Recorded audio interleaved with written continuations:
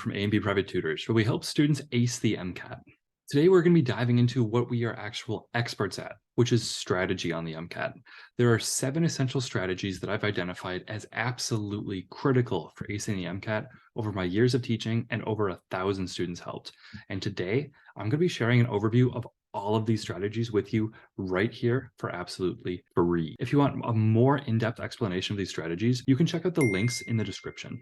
Let's begin with this really cool loading screen and then jumping into kind of an overview of the 7. So over this video, there are a lot of strategies and I can't cover them all in depth. So we're going to kind of go over the basics, which will give you enough to get you started. Again, I mentioned down in the description, I've got a free roadmap to a 528, which you can download absolutely free of charge. And there are more things I'll talk about later, but these are kind of the big strategies we're talking about. And the one thing that these all have in common is they will maximize your amount of points per unit time on the MCAT, which is the ultimate strategy. So let's begin with the most powerful strategy. And this is something that I've kept locked away for a long time, but I'm giving it away for absolutely free right now. And this single-handedly can raise your score 4 points in almost 10 minutes of practice. So what is it? Well, it's about reprioritizing the questions in your exam. And this relies on 2 main tenets. Tenet 1 is that all questions are worth the exact same amount of points. And the second tenet is not all questions are created equally. Some questions are a lot harder than others. I know for me, it takes me a lot longer to solve an electrochemistry question than it does a simple cell biology question. Relying on these 2 axioms, we can then say, well, why would I want to spend time on hard questions? If I can get more points on easy questions, my score will be higher and I'll get a higher score compared to my peers. It's kind of like your GPA senior year. By the time senior year rolls around, sure, if you get a 4.0, it might raise your GPA a little bit. But on the other hand, if you bomb your senior year and fail everything, well, your GPA probably won't change that much. So the whole thought here is reorder your exam. Take the easy questions, those easy passages first, then the mediums, and end with the hards. And there are a lot of different ways where you can order these. Again, for more in-depth on how to do this, check out the links in the description. In addition to prioritizing your exam, you'll also want to make what I call flow diagrams, and you can do these for the science section and the cars section. First, we want to realize not all information the AAMC is giving you is important, and being able to filter between that unimportant and truly key important information on the MCAT makes a huge difference. So how do we know what's likely to be tested, right? If we just knew, wouldn't life be easy? There are 2 things that the MCAT is very likely to test when it comes to science: the main idea of the paragraph and the relationships between variables. And if you've ever done a biochemistry problem on the MCAT, you know that there are a lot of relationships between variables. So we want some sort of method for understanding and remembering this testable information.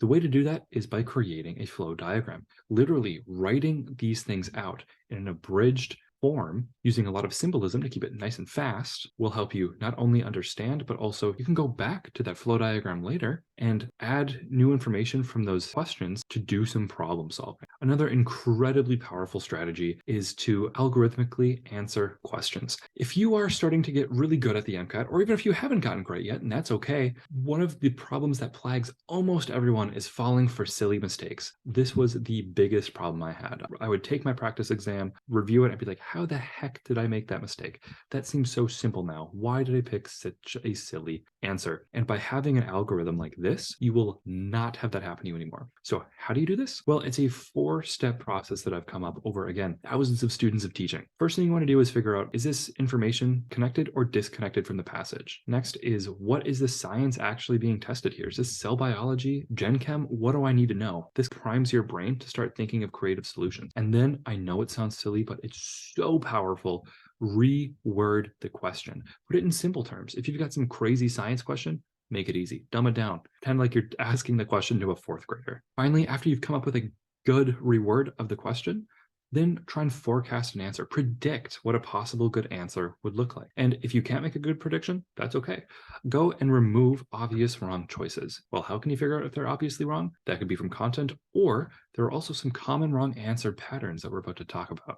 Before we get to those wrong patterns, how about a cars flow diagram? So flow diagrams, incredibly important, we established for science, but cars, still super important. Cars is the section that most students struggle with.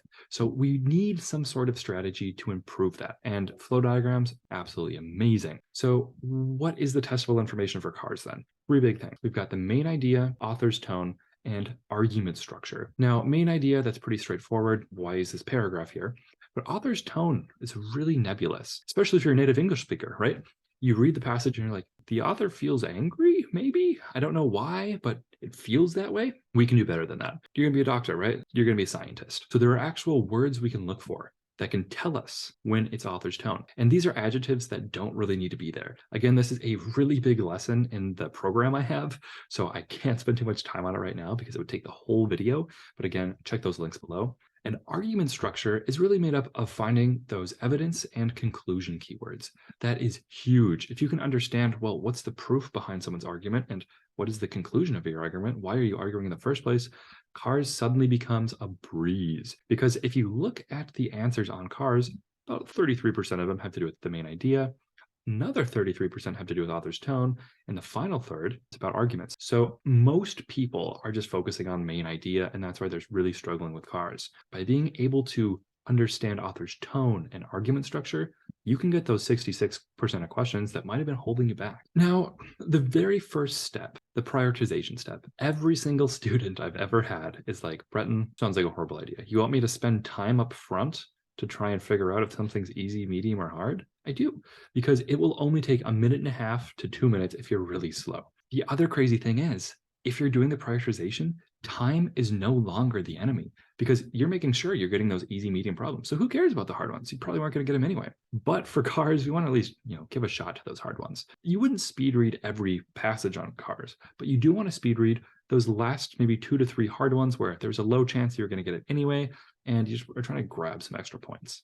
And the great thing about speed reading on Cars is it actually doesn't matter how fast you read, which sounds crazy, right? I'm saying speed reading, but speed doesn't matter. It doesn't. It's not about how fast you're reading. It's about what you're reading. I want you to read smarter, not faster. The way I recommend you do this is what I call the sandwich method. I put up a cookie sandwich here. So essentially the sandwich method is saying you want to read the first paragraph, the last paragraph, and then the first and last sentences of every paragraph within the passage. So it's sort of like a cookie within a cookie, a sandwich within a sandwich. This is because the main idea, author's tone, and usually conclusion to arguments can be found in the beginning, in the first and last paragraph, as well as that first and last sentences. Typically, the middle of the paragraph is fluff. And if you get really good at Cars speed reading, you can actually answer about 80% of the questions correct on a passage while only reading maybe half of the material. It's an absolute amazing strategy that I talk so much about and have a ton of practice problems with. And then we're almost there, just 2 more strategies, and they are incredibly powerful. So my absolute favorite one is the math strategy. Now, if you're going to medical school or trying to get to medical school, if you're taking the MCAT, a lot of people don't like math. A lot of people want to be doctors because they love biology, and I totally hear that. We still need to handle math, though. It's still a problem on the MCAT. There's no calculator, so you need to be okay at it, or at least have some really good strategies to avoid doing math. So the first thing you want to do whenever you see a math problem is try and find some patterns within those answer choices. So what I'll do is see, okay, what could I multiply A by to get to B? Well, that's just a factor of 2. Well, how about B to C? Well, this is a factor of 100. And then B to D, this is a factor of 1,000.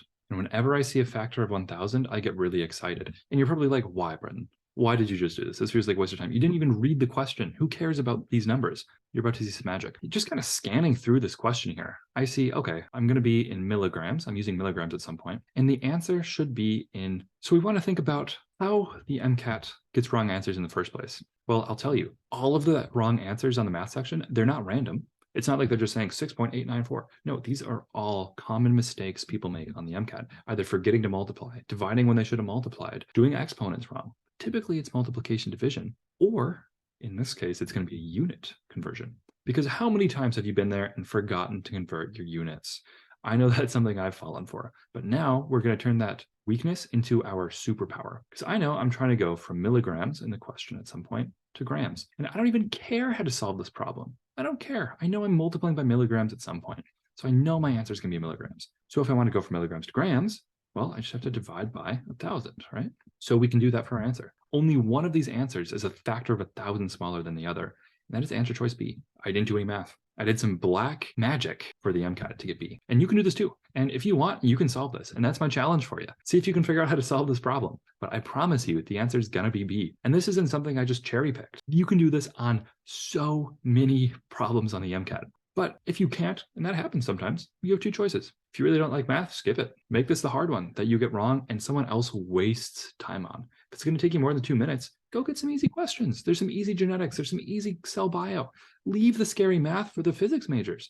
Or better yet, leave it for other people to waste their time on, lowering the curve. Other important strategies you can do with math is figure out when to round and what should you round. So again, if we kind of look at just these numbers, we see that there's a 1 here and then 2, 2, 2 for the numbers in front. So because they're not all the same, zeros do matter. So we can't just get rid of the zeros. And because the number in front is different, we also can't do any big rounding like this. So in this case, there's no special rounding we can do. So we would have to actually do the math, which usually not a great idea because it's going to take so long. So at the very least, because we can't do easy rounding, let's skip this and save it for the end. If you have extra time, awesome, go and get it. But otherwise, don't worry about it. And if you thought that was some MCAT magic, that was just on math questions. There are similar patterns on every single question within the MCAT. In fact, every wrong answer on the MCAT can be classified into 4 distinct types. Either it's the reverse of the right answer, it's drastic, meaning there's a lot of big extreme language being used like only, must, could be a misapplication of knowledge, or it could be beyond your expected knowledge where you don't need to know that for the MCAT. Of course, it can't be the right answer. And if you can really master noticing these wrong answer patterns, you can super speed up your exam as well as help you choose in that 50-50 situation. I know all of us has been there when it's like, okay, I got rid of A, I got rid of D, now I'm between B and C. Well, by looking at these common wrong patterns, it can be a great way to make that tiebreaker. You see, oh, well, B has the word only. And the nice thing about science is not drastic. Science is not extreme. Science needs to be couched. So we want to have as many possibilities as possible there. Again, if you're anything like me, these will prevent you from making silly mistakes that ultimately cost you a higher MCAT score. So we covered a lot in this video, and it gave you a broad overview of all of the strategies that I specialize in teaching. So if you want to learn more about these, you can definitely do that by getting the free roadmap to a 528 MCAT guide in the description below. You could also hop on a free 30-minute strategy call with me, which I do not offer very often. So take advantage of this while you can. I was booked out last week on like Monday. So you want to make sure you get a hold of this quickly. And then the other option for getting more information about these strategies is you can check out my website, A&BPrivateTutors.com. And I have a ton of different options for a bunch of different people. If you'd like to prepare for the MCAT at your own pace, awesome, go right ahead. I've got a ton of free resources for you. Just go to my website, go get those. Crush this thing.